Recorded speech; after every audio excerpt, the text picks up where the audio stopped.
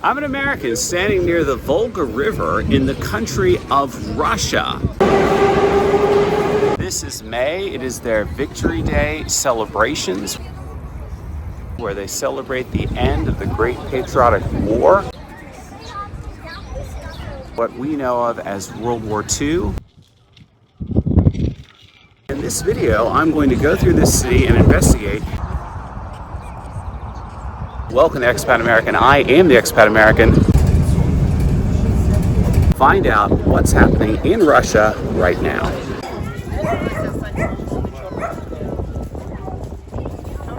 You are mic'd up, right?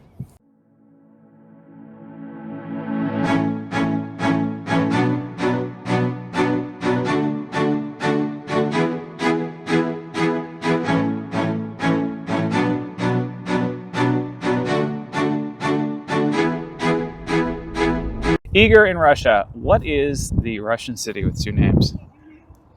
Russian city with two names.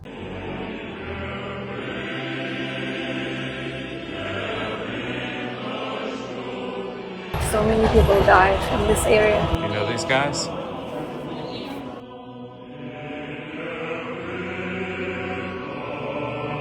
That is amazing.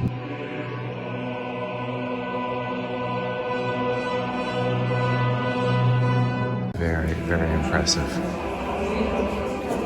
and intimidating. The Soviet Union at that point had decided that they're not giving up that river for any reason. Yeah, I wonder if living here is like a continuous Victory Day celebration or if it's just for this month. Stalingrad. It's not with two names. It's not? It's not. It's Stalingrad. It's Volgograd. And you just call it Stalingrad. Yeah. That's because you're Soviet at heart, right? And the hero city is for Stalingrad.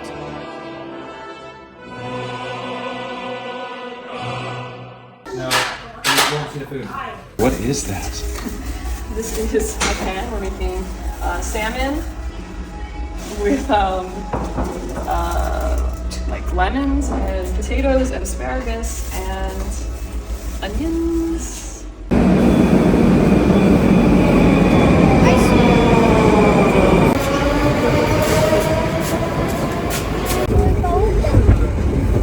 Alex, are they helping you cook dinner? Yes. Fish? People in Russia, they don't call it meat. They call it fish. They say fish is not a meat. So fish is not a meat in No, it's a Russia. protein, but it's not a meat. Interesting. Here's potatoes and onions and asparagus and garlic and lemon and pepper and salt and salmon. Yeah. But there's bones in the salmon, so you're gonna have to take it out. Oh, that's gross. I agree. But it's like fresh. Fresh.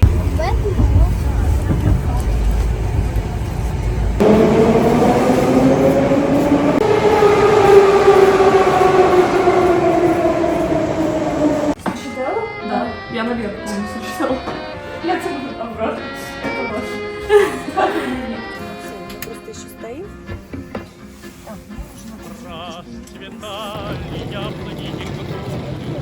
Привет, Alexander. Выходила на берег Катюша, на высокий на крутой.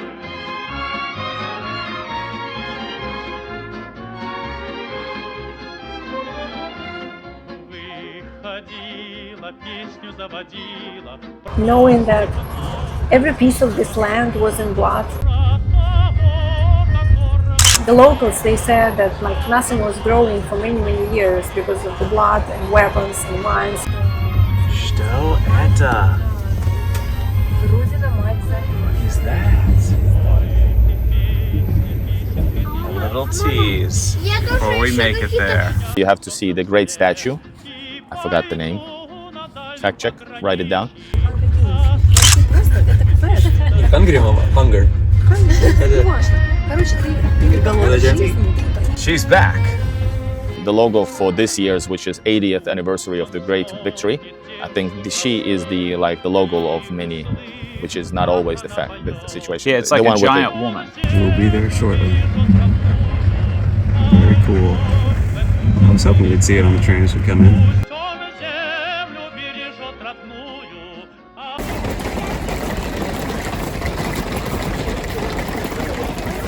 So I just stepped off the train into Volgograd for the first time in my life, and I think I see my first sign of Victory Day decorations up ahead as they redress and rename this place to be Stalingrad for the holiday.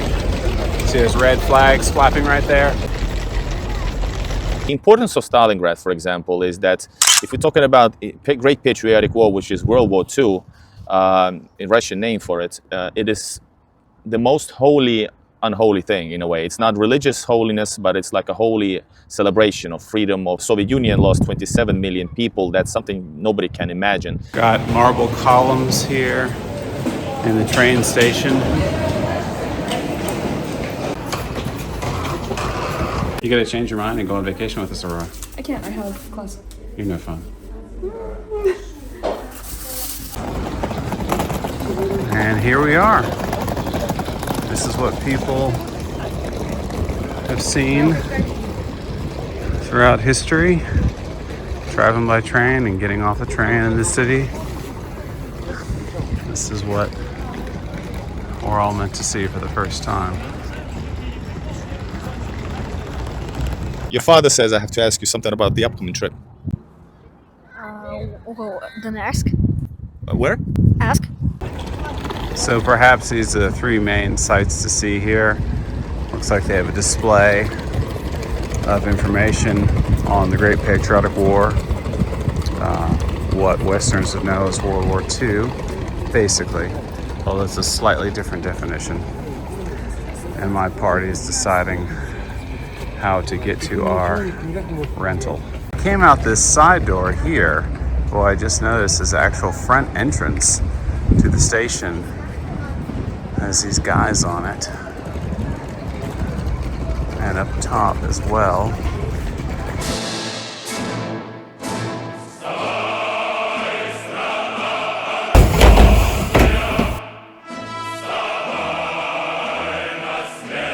Something that is like throughout the year celebrated, and especially closer to the 9th of May, during the April already it starts to build up. Everything, every municipal building and municipal transport is being like decorated with something, and they always say different things. For example, slogans: "We will remember forever, lost but not forgotten." I love this garden walk. It seems to be stretching through the city.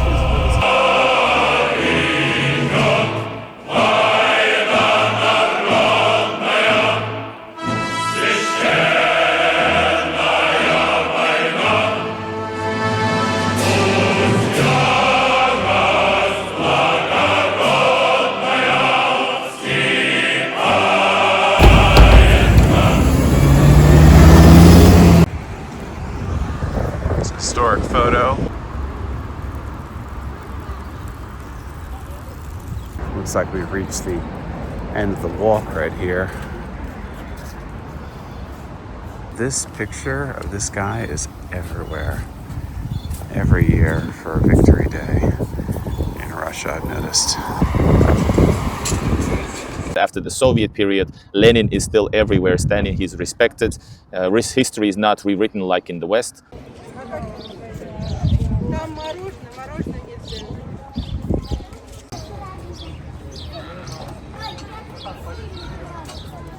There's a bunch of military vehicles on display here.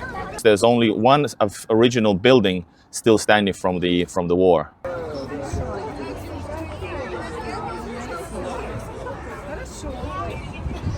Oh wow. Wow. I think that is the ruins of a building from 80 years ago. Mom wants to keep the kids away from the edge. And it's like it's being preserved, secured. Wow. It's just walls of it, and it's like the one with, I don't know, hundreds and thousands bullets in it, and still standing.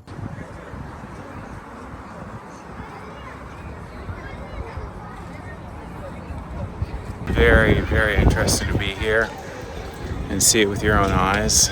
You know, it's like how much pain happened in this place.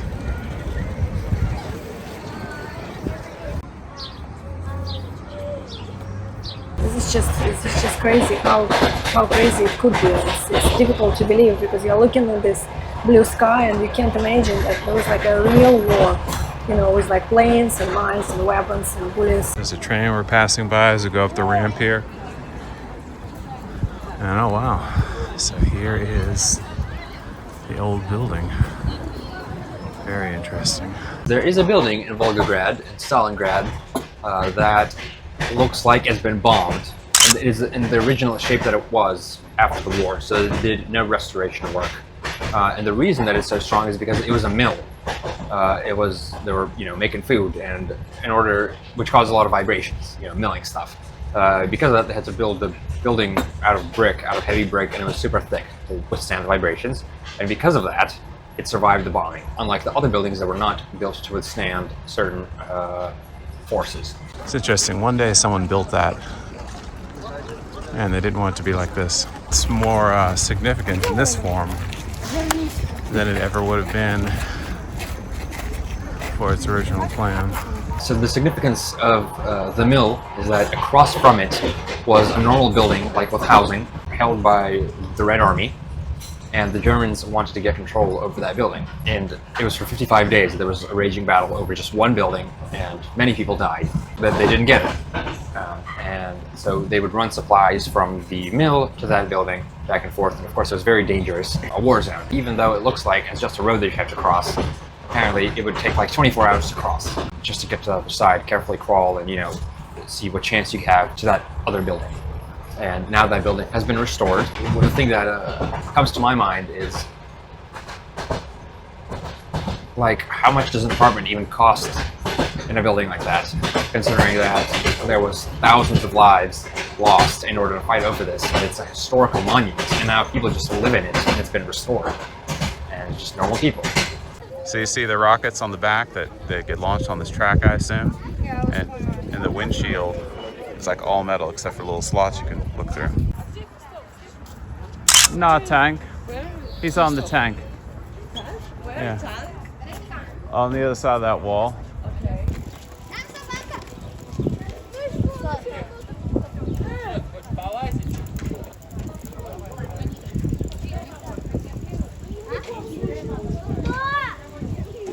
Max. It's an interesting son. Come on, Indiana. Let's go. Ну ладно, пусть купят. Мы пока пойдем все. So we've come into the main building next to the destroyed factory building off the Volga. And so there's reliefs on the wall. It's a nice 70s style, so I assume there's some sort of significant exhibit here. This little display at the front of the museum here is talking about how Russians see the Great Patriotic War conflict and the conflict today as being connected.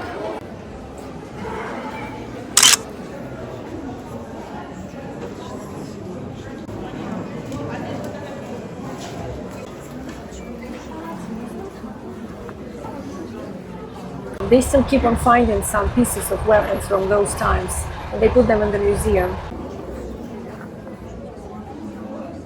Wow. There's a winter coat. So they have a simulated underground position here.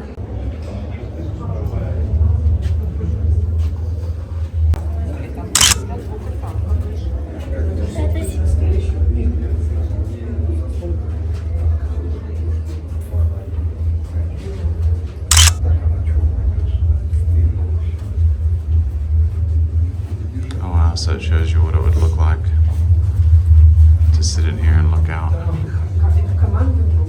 It was like half German equipment that was left around the city, since they did lose, you know, 1.5 million people.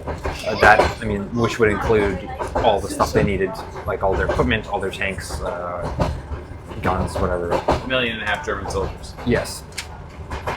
So half of the museum, maybe 2/3, was German things that were left around the battlefield. And the rest was Russian equipment used to fend off the Germans. Was the first floor. It was quite interesting seeing the things left behind. You could see things like anti-tank rifles. So that would be tank armor-piercing rifles. Equipment to set up artillery shells, to have those weapons fire accurately. And Russian soldiers' clothes, German clothes. There's Stalin and Lenin. Red Star.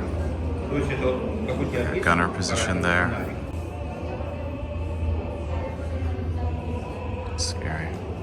Being in Russia now as an American and seeing Volgograd has been very, very eye-opening for me, because I was taught growing up in America that we, with the help of Britain, swept in and won the day and saved the world from Germany in the 1930s and 40s. And so it's just been very eye-opening for me to be in this place, to see what really happened and to see Russia's contribution. And I understand that there is debate now in the world, even amongst important people like world leaders, on who won World War II. Just ask yourself, I mean, look at what we're seeing in this city. Where were the most lives lost? Where was the most damage done? And think deeply about it. Who is responsible for all the terrible things that happened in World War II? What ideas were destructive for the events of World War II? Who is responsible for saving the day? What countries are responsible for saving the day? Who contributed and in what ways? It's also interesting, Victory Day, which has been celebrated in Russia for such a long time, that now there's talk of it being celebrated in the West as well. At the same time, I've been hearing that different leaders want to come and celebrate with Russia at Russia's Victory Day, that they're having trouble doing so, they're having trouble getting here. So it's just really weird. It's like, what's going on? Why would there be resistance to this great thing, this terrible thing, this victorious thing that Russia was able to do for the world? If you think Russia was able to do it for the world, I don't want to tell you what to think. You do your own homework and decide for yourself. There's an article that I have linked below in the description that may give you more insight into this. It talks about how we need to be passionate about Victory Day and about remembering our history and celebrating it and not forgetting.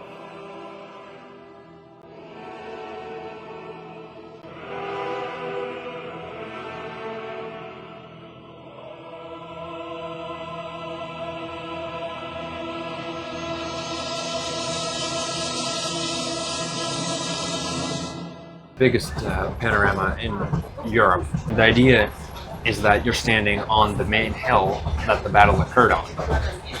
That you're standing there and you get to see the city from that point of view. So where Mother Russia stands now is where you are standing in the panorama.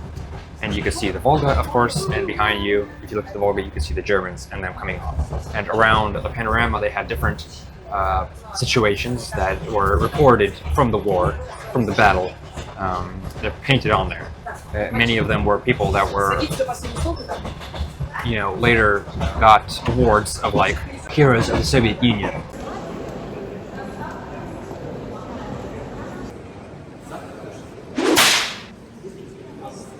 Very interesting to see the inside of the vehicle.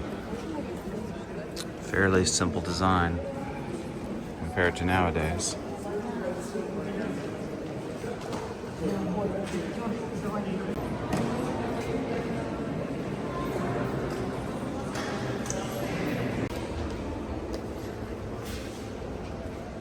They have smaller panoramas down here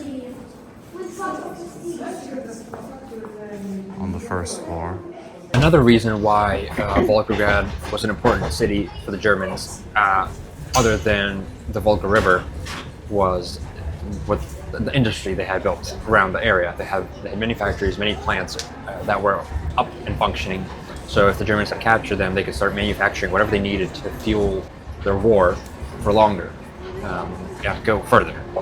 So that's another reason why it was very important. There was a tank factory there, right by the shore. That basically, it was a conveyor belt, and it had tanks come out, made, and it would go straight to the front lines. So it would be a convoy belt that basically made the tanks and it went straight out. And it was just like that. They would just send them right to the front line to protect the city. So that, I know that image, that's from a Soviet film. And I guess this is the machine he uses in the film, or a machine like this, obviously, not the exact same one. That is cool to see. Igor is the Soviet expert. You want to ask him any questions? That's Soviet. Before you... I was your age and I was your... Man, I sound super old. Imagine how your father feels. But anyway, I was your age and I was actually then, I lived in Soviet Union. Not in Russia though, but in Soviet Union. Imagine that. There's a big flag there flying there.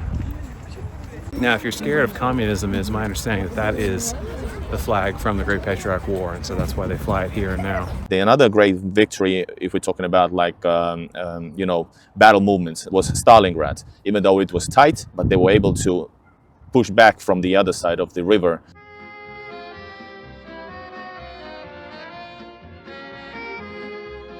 Places to lay flowers here, even to this day.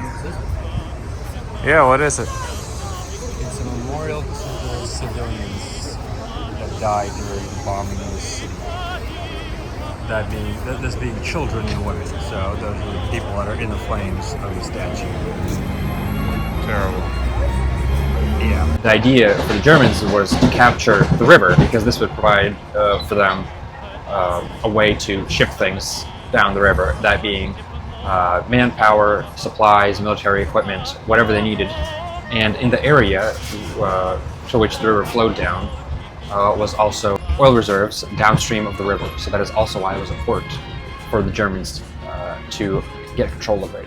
So they were just going to stand there and, you know, do whatever they could to make sure that the Germans did not gain access to that river. The Germans attacked from the side of Volgograd from the west. And they pushed the Red Army to the edge of the shore. And then Russia, the other Red Army troops were stationed at the other side of the river. So they would have supplies flow down the river, across the river, to the other side to provide support for the troops that were protecting the land front of the river. It's interesting just to take a moment and look at this walkway and all these people. And, you know, just comment, let me know what you think. How does this city compare to yours as far as cleanliness and the people you see out on the street? There are a series of statues of columns with the top part of a T-34 tank on top of it. And there are many, and they run along the shore, the river shore, and they are in the same spot where the counterattack started. So basically that is the furthest point where the German army was able to get. That's how much they captured. And the counterattack started at that point. So now they have those statues there with the tanks on top of the columns. This is the largest river port in Europe. Standing here and seeing all these people, you wouldn't know that this country is currently in a military conflict with its neighbors. And it makes me wonder, is the environment the same on the other side, in the other country, or not?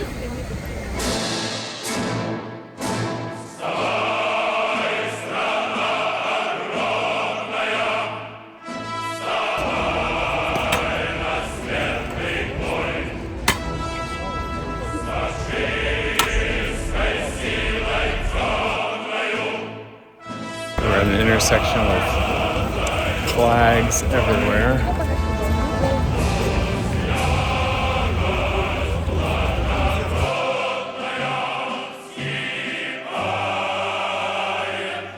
I assume they are brought out just for these couple of weeks.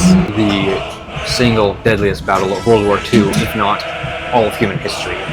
There was about 1.5 million casualties on the German side and 1.3 million on the Red Army side, making up almost 3 million, or 2.8 million casualties for just one battle, which lasted 200 days and nights, which easily could probably be the most deadly battle in all of human history.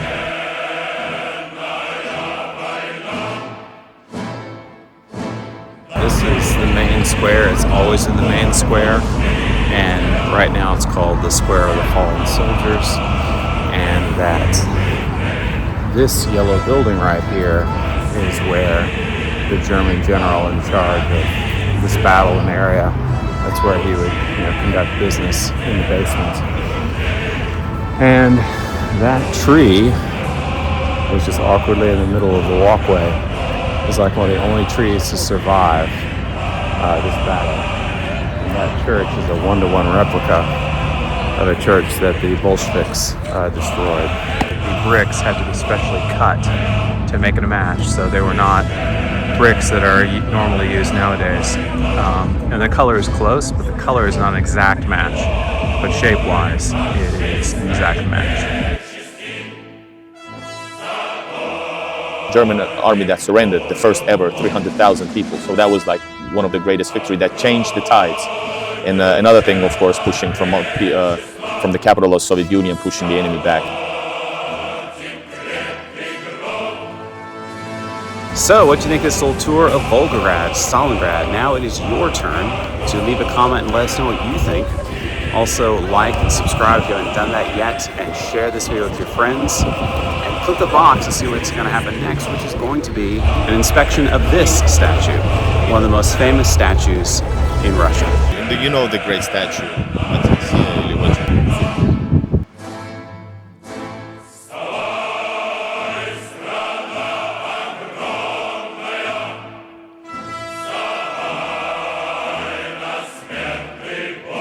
So Igor, thanks for being our expert for this video, and guys, click the link below to check out his channel. And the victory parades from back in the day. That's right, I'll link the victory parade. I have tanks, everything. This is how bilingual he is, guys. Yeah, and that's what I said, by the way. He speaks perfectly, well, naturally, but still, it's awesome to hear. He speaks perfectly Russian, he's perfectly American. Yes, you two are similar because you speak different languages, and, yeah, but he speaks, and you're a little bit rough in some ways with both of them because you guys have been bounced around. But for me, he sounds like American, like English, American English. Oh, he has the American accent, yeah, for sure. And I cannot have it. I have the hood slopes, the hood slang. And the thing about the parades of Victory Day, there's always a special something in every time. Maybe introduce a new, sometimes new, sometimes old detail from back in the day, or this time special regiment is. So they have these little details, minor details that they showcase in different cities in parades.